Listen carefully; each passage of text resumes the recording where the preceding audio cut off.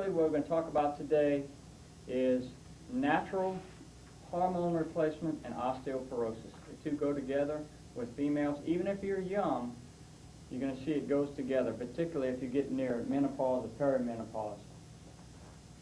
The first thing I want to do is go through some myths about hormone replacement because it's everywhere in the news. I see this so much in my practice.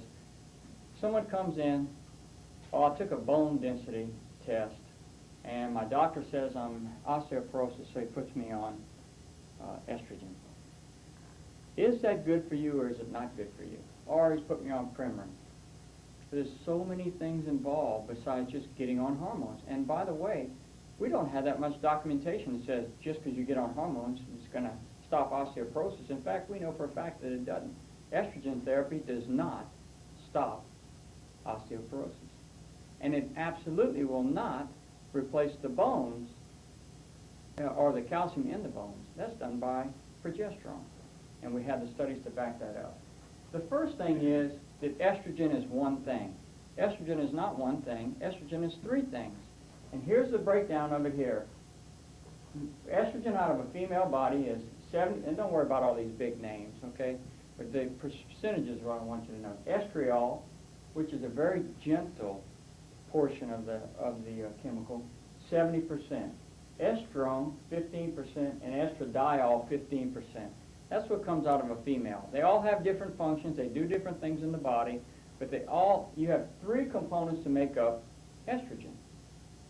Now, Premarin, on the other hand, which is by the way, does anybody know where Premarin comes from?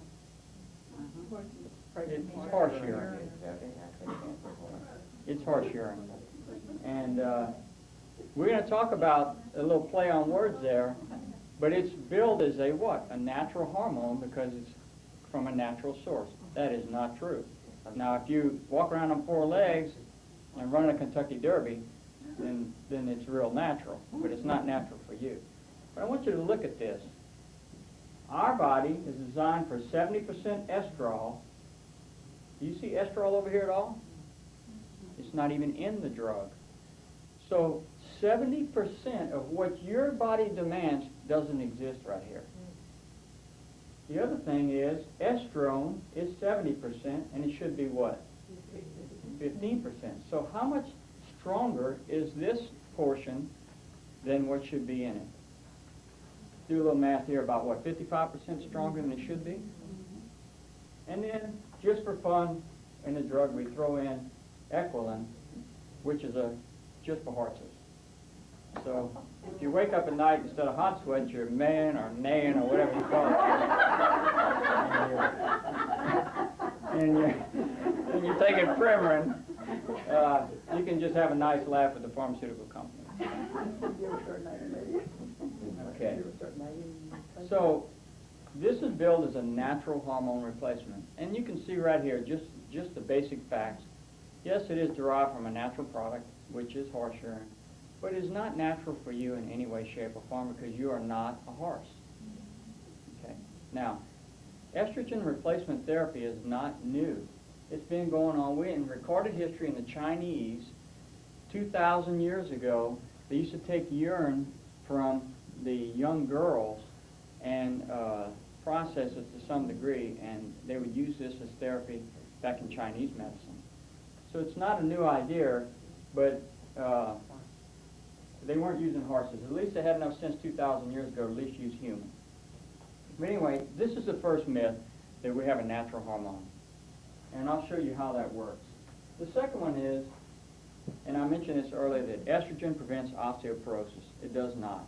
Estrogen slows the reduction of the amount of minerals that come out of the bone, but it does not stop osteoporosis. In fact, when the studies were done, progesterone actually helps you to replace it.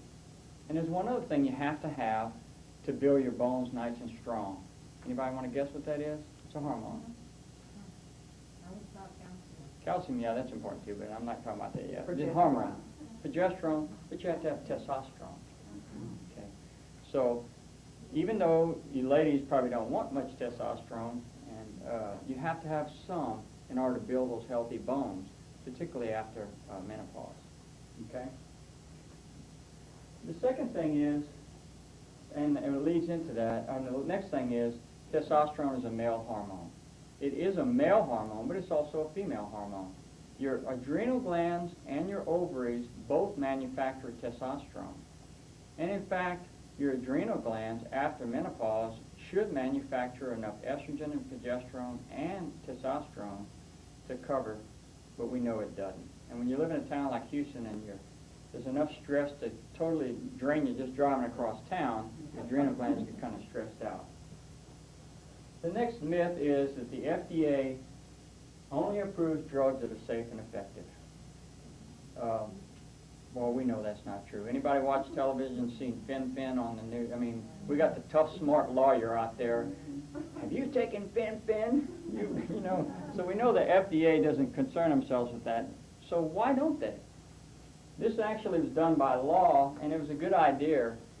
But the FDA is charged with more, like, for example, in Premarin. Does Premarin do what it says it's going to do in relationship to a placebo? They are not allowed to test against any other products, because that would be a restriction of trade. So there has been no studies of Premarin against natural hormones or Premarin against their competitors. It's just Premarin against a placebo. So someone, for example, is having hot flashes, and the FDA does a study. They give you water drops, and then they give you Premarin, and you do get relief from the hot flashes, then it's going to be approved. Does that make sense? So they're not watching out for efficacy. They're just seeing if the product that is being advertised does what it's advertised to do within certain parameters. Okay. Those things are, let's kind of talk a little bit about the Premarin. And all of you guys know, if you don't, we'll review it, that there are some pretty serious side effects. What's the most ominous or the worst side effect that we've found out about estrogen replacement? Cancer. That's right. And I kind of want to show you how that can occur in a simple form. Now, first of all, let's talk about what a hormone is. What is a hormone? Come on, class. Something's supposed to keep you balanced, isn't it? Don't ask me what it is. Hot flashes, sex drive. All right. I don't know. A hormone is a chemical messenger. It's produced by a certain organ in the body. It's released into the bloodstream to have an effect somewhere else in the body. In other words, you have a very complex system in the female system. Pituitary, the hypothalamus, the adrenal glands, the ovaries, all of that all combined together. How do they communicate with each other? They can communicate with nervous system, and we know that too. That's what chiropractic is all about. But they also communicate with chemical messengers. If the pituitary gland, for example, wants the ovary to do something right away, it will release a hormone, which is a chemical messenger, into the bloodstream. Within minutes, it's down at that part, and it will attach itself on a receptor site. And this is very important. Let's explain that. Let's just say that this is the cell wall of your ovary. And these are receptor sites. And you notice they're different shapes. Okay? And here would be our hormone. It's got two parts to it. It's got the part that will come along and attach itself there. Now, if you have another hormone that's floating around that looks like this, which one of these sites is these going to attach to? This one's going to attach here, and this one's going to attach here. This one's not going to attach here because it doesn't fit. So hormones have two sections. You have an attachment site, and then you have another site, which is important, and I'll talk about in just a minute. So this hormone here is released from the pituitary, for example. It comes down, goes through the bloodstream, it's bouncing all over the body, and it does not attach anywhere until it gets to your ovary here, or let's just say this is a cervix, okay, where the implantation of the egg takes place. When it attaches here, then a chemical reaction, it attaches right there, takes place, and tissue, in this case, would start growing. let's say, for example, it's that time of your month where your egg is supposed to be implanting into the cell, the uterus, so you want tissue to proliferate. In other words, you want it to grow. So this messenger will come here, it'll attach here, and it'll start growing tissue. Everybody understand that point? Okay. Now, let me reduce the size of this. So here we have this hormone attached here. Now, is it common sense to think that this hormone is going to stay here all the time? No. If I'm producing tissue here, and this is a messenger saying to continue to produce tissue, if it keeps producing tissue more and more and more and more and never stops producing tissue, what do we call that? Cancer. Okay. So, is it important that this hormone that's making this tissue reproduce stop? It's very important. So, we have a thing called enzymes, and they shape like this. There's lots of them. There may be some shaped like this, but this particular enzyme is designed at a certain time when there's enough tissue, it goes back and feeds information, tells an enzyme to be produced, comes and attaches right here, pulls this entire hormone out of there, and destroys it. Therefore, when it's removed, what happens? The tissue stops producing. All right? Very important. The natural hormones that you produce out of your body, oops, with our shape like this, the enzymes fit on the end. The problem with we have a receptor site which will produce and reduce symptoms.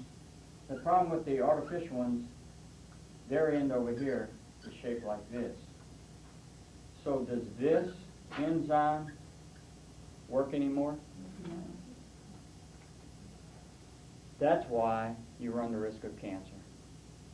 You do not have the enzymes in your body to remove these things at the proper time. When you take them from non-natural sources, this is where it comes from. Now, there are some benefits, there are ways to do it, but this is very simplistic, but this is a basic concept of what goes on here. It's not so much the amount of chemical that we're putting in your body, like the pills that you get from the Premarin are so much stronger, it's their action is so strong because we can't get them out of the receptor sites. It's not, in other words, it's not that I'm giving you 5 gallons of this stuff.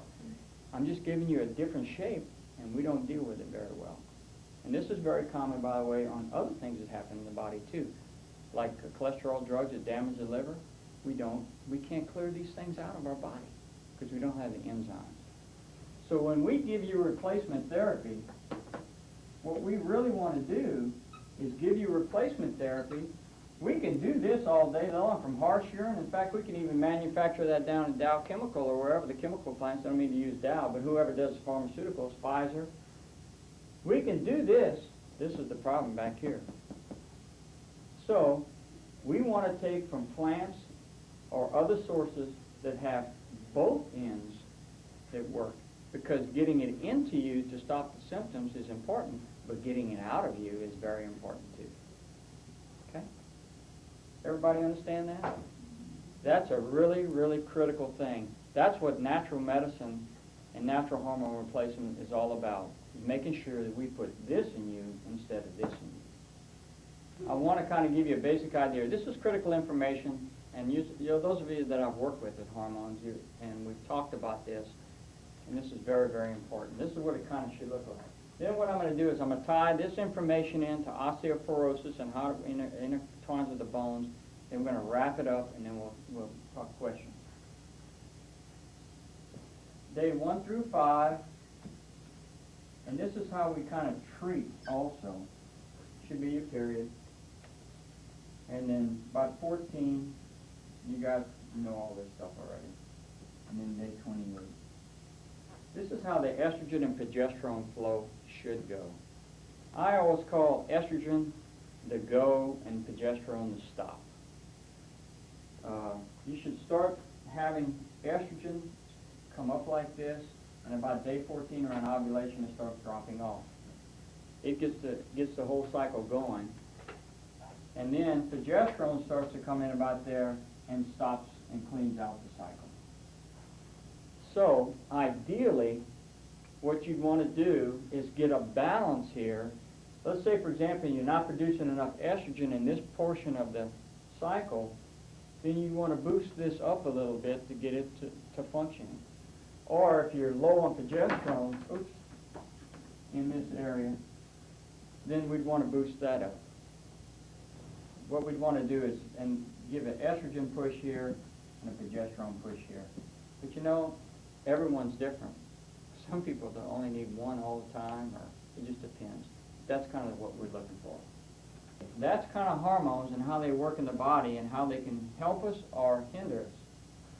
Now I want to tie this into osteoporosis, because it's really, that's a major, this is a major thing that is if you're having hot flashes and you're 35, that's major. Or you're trying to get pregnant, that's major too. But it's really major when you go through menopause or perimenopause, and 50% of the women break their hips or their spine after menopause because osteoporosis accelerates dramatically. Also heart disease too. So this is important. And guess when osteoporosis starts? When you're in your 30s is when it starts. So the time to really address it is when you're relatively young, even before you stop having children. What is osteoporosis? It's a demineralization or a thinning of your bones. Okay? And estrogen and progesterone almost protects you from that. If your ovaries and all are working fine, you're almost protected. Women are almost protected from heart disease and bone disease, this type of bone disease, until after they get done having children. And you guys are really important in the universe. Without y'all, we don't have any more population. And men, we can even just freeze our contribution and get rid of us and y'all, but we still need y'all. So nature and God protects the woman very, very much until he doesn't need her anymore, and that's when they can't have children. And then you got to start earning your help. Men start falling to pieces real early, like about 30 years old. And these hormones are the ones responsible. Osteoporosis. Let me show you how this works. I'm going to draw a bone up here.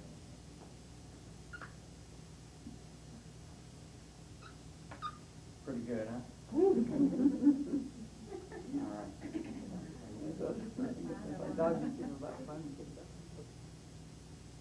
Bone is just not a bunch of calcium like a piece of chalk. Bone is very intricate. It's the most active tissue in your body. Everybody says, oh, bone is hard and it doesn't do anything. It is the most active tissue in your body.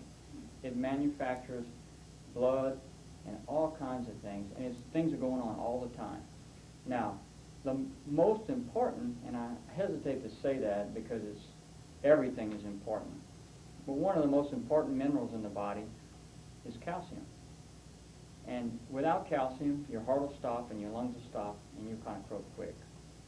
And it's very, very important. A lot of these leg cramps and things like that at night is lack of calcium. The body will let you go in severe pain before it will stop taking calcium in and out of the bones. Calcium is stored in these little matrix right here. Now these matrix are what we call type 1 collagen, and they are cartilage-like material. The calcium is stored in between here. But guess what? Calcium isn't supposed to just go in there and build a strong bone and stay in there. It comes and goes. It goes in and it goes out all the time. And it's very important to do so because if your heart, for example, needs a large demand of calcium and it doesn't get it and it stops, what happens? You're going to die. Where does it get the calcium from if you're low in calcium in your diet? In the bones. So should you stop the process of calcium coming out of the bones? Yes? No, absolutely not. So drugs like Fosamax, they stop the process of letting calcium out of the bones. Do they increase bone density? You bet. But what are the side effects? They're horrendous. Cramps, pain, all kinds of problems, because if you're not getting adequate calcium in your diet, your body's natural function of calcium in and out is not working. So we don't want to stop this process. We want this process to be healthy. There was 2 ladies who volunteered, number 1, number 2, I won't give you names, but we did some tests back there. This test we did is a test to see how well you're shifting calcium in and out. Or is the balance good or is the balance bad? If the balance of the calcium says you're putting too much calcium out, what is that called? Osteoporosis. If you're putting too much in, then that's something else. That doesn't happen. But not very often anyway. You're not going to put too much in. What you'll do is you'll eliminate abundance of calcium. So this process right here of putting the calcium in and out, isn't that really the key thing in osteoporosis? And hormones are only a very, very, very small portion of this. There are other things like I heard it. How much calcium you're taking in? How much magnesium are you taking in? How much boron? How much molybdenum? How much trace minerals are you taking in? How much vitamin C are you taking in? How many mucopolysaccharides are you taking in? If you're protein deficient, like Stefana said she was, guess what? These linkages won't be strong enough, you won't have enough of them to carry any calcium in the bone in the first place. So you can eat hormones until you are literally running the Kentucky Derby and it's not going to do any good. It's just not so simple as just taking a hormone to stop osteoporosis.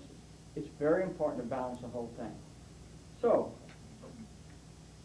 just quickly, let's look at those results, since we're on this subject. Now we have a little test here. It's pretty new and it's really neat because it will tell us. Oh.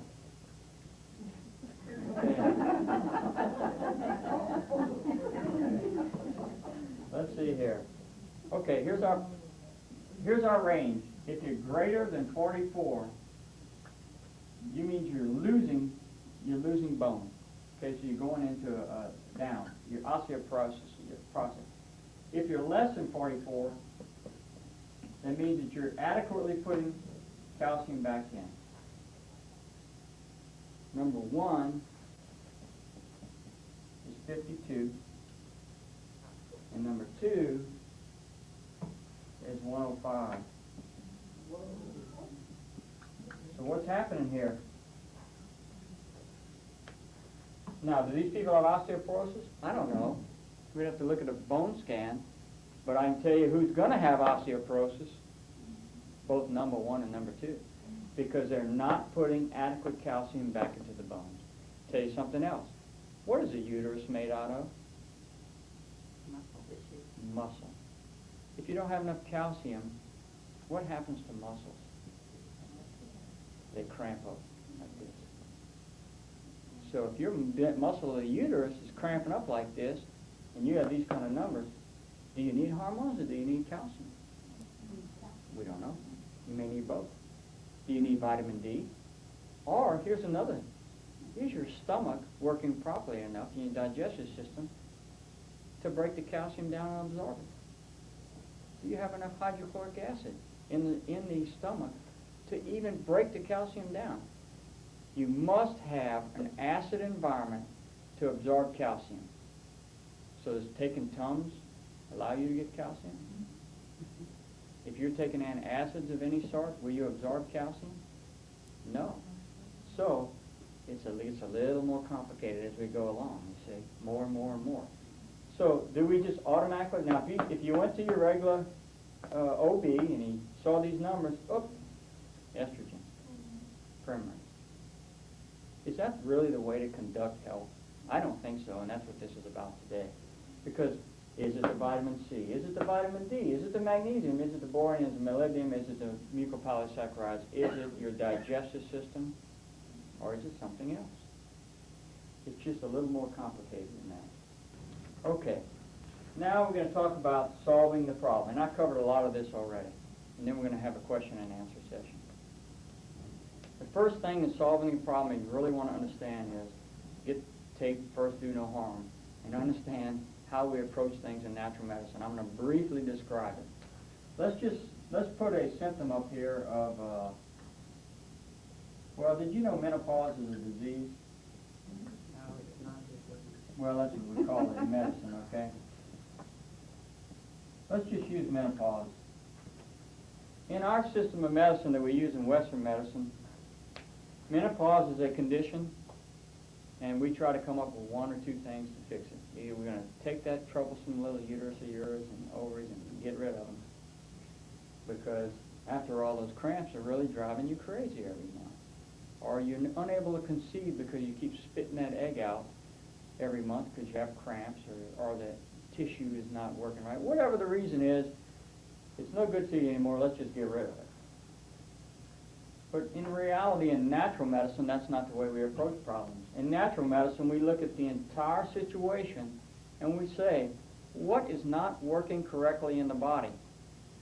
And let's just say, for example, I'm going to use Stephanos, and she introduced herself and blabber her personal information all over, so we'll use it. Let's say she's iron deficient, so she needs iron. So we're going to give her iron. Is iron important?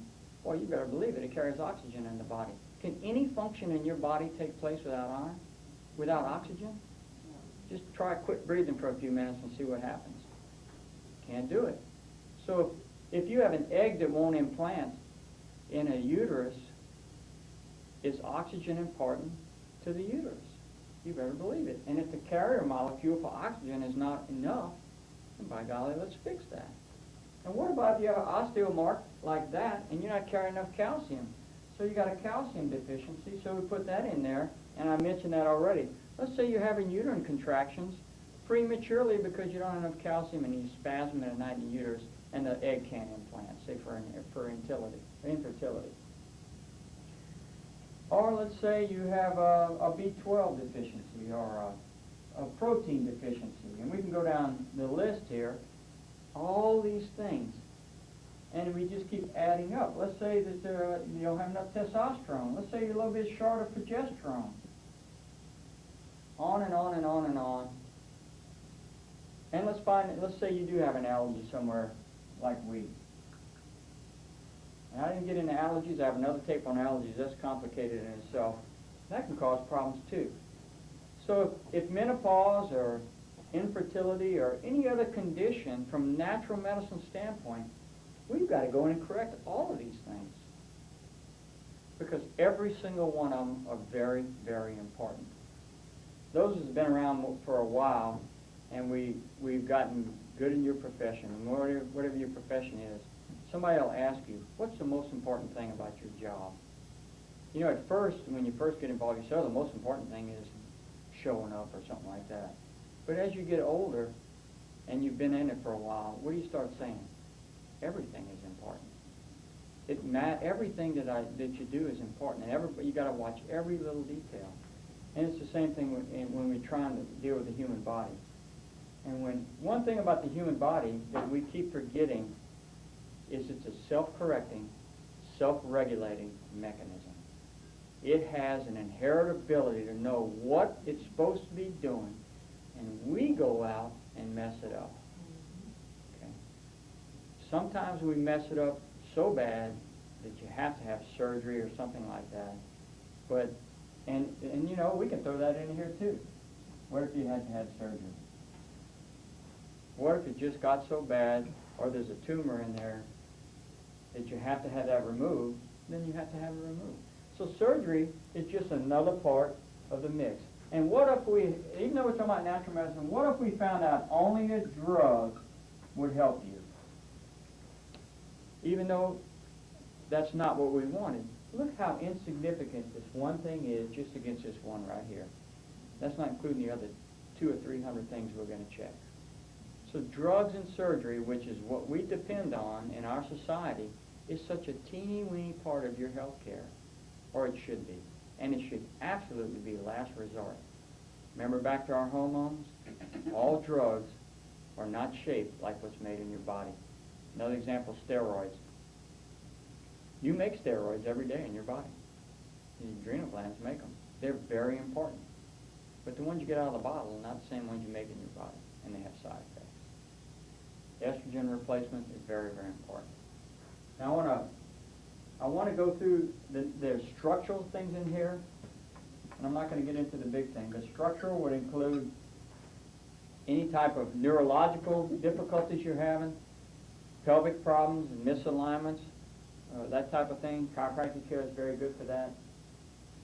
And another one I'll put in here, and I've run out of line, is electrical.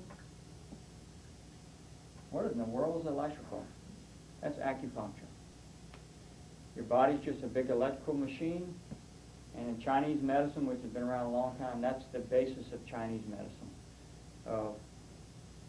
What's the energy flow of your body doing? All those are important. And they all have to be balanced to make this thing work. Okay, now I want to talk about specifically hormone replacement.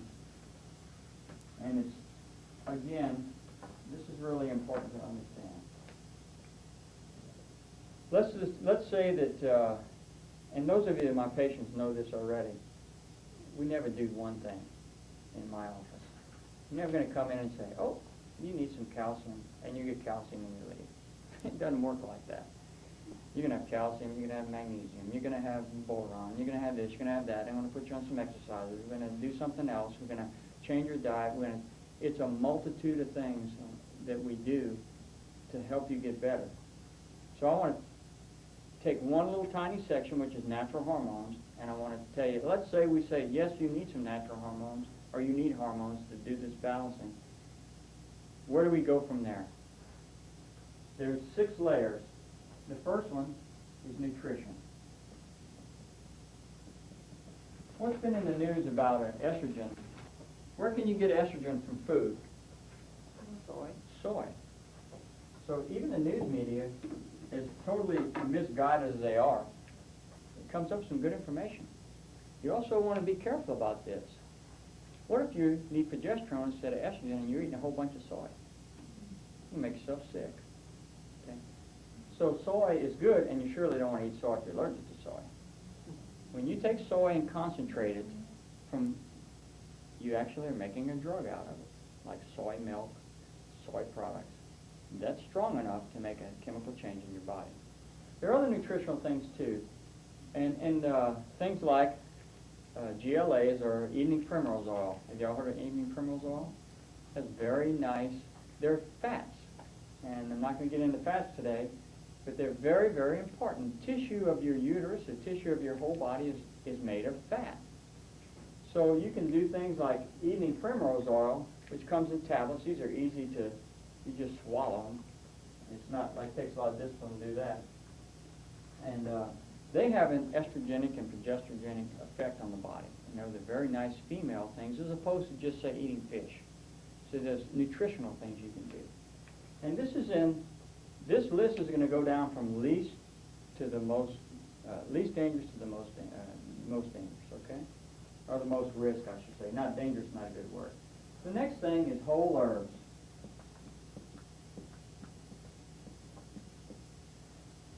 Now the Bible tells us that the leaves of plants are for our food. And I think, I absolutely love herbs. If they had to choose 2 things that they took away everything from me, I would choose herbs and chiropractic, because I think it'd do more good for with people than anything else. These herbs, we can get you hormones from plants that have both sides of that little hormone, both ends of it that'll work. Whole herbs are actually taking the tree or the plant or the flower and grinding it up, and you taking the whole thing. They're not processed at all. They're very weak, and they have almost no side effects to them at all, and they're very, very wonderful. And if you have enzyme deficiencies, of any sort, this is where I like to go. The next step would be processed herbs, or I call them these tinctures or extracts. And an example of this would be this bottle right here, where we take the whole plant and we process it and we make it very strong. Now we're getting into very strong for herbal medicine. This is like Premarin is like 1,000 times stronger than these herbs are, even though this is processed, but it's much stronger than the whole herb. So we can get more of a medicinal effect. Okay, so that we would start with nutrition, then we go to whole herbs, then we go to tinctures or extracts to give a more specific. Say if you like really hot flash and real bad right now, you'd do better taking this to get rid of them in 10 minutes than you would this here or this here. This would take weeks, maybe days, minutes. Okay. The next one is actual hormone replacement from plants. I said 6, that's not correct, because I included 2 here.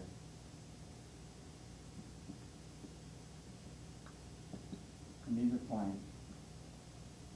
These come in different forms too. And this is a special process that I've tried to find out how exactly it's done, and nobody will tell me because it's done by compounded pharmacists. And you can use creams, and they also have little pills. And they use bacteria somehow to take the plants, break it down, and actually produce the hormones themselves. But it's an exact duplicate of the hormone that you produce. And the last one is synthetic drugs.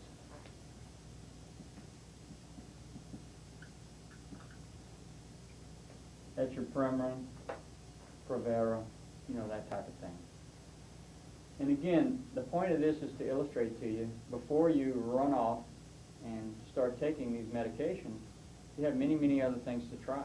You have 5 things ahead of the drugs, not including the 100 things ahead of that with the stuff we talked about before. So when you get down to your options, and this is what we're talking about today, alternatives, drugs and surgery are about 2% out of 100, about 2 out of 100. There's many, many, many, many things to do, and many things that I'm not that good at. I mean, there's all kinds of different medicines out there before you go off and start taking Premarin. This is an official Premarin warning label. This is off the label. And it goes through the different cases, but it says the risk of endometrial cancer in estrogen use, now this is with Premarin, is 4.5 to 13.9 times greater than non-users. I think that with that kind of risk, and you have 98 options roughly before you even get to that, it's worthwhile to think outside the box and look around. And I would say we get pretty good results with this. It's a step-by-step procedure. But it does take some time, to have your body self-correct.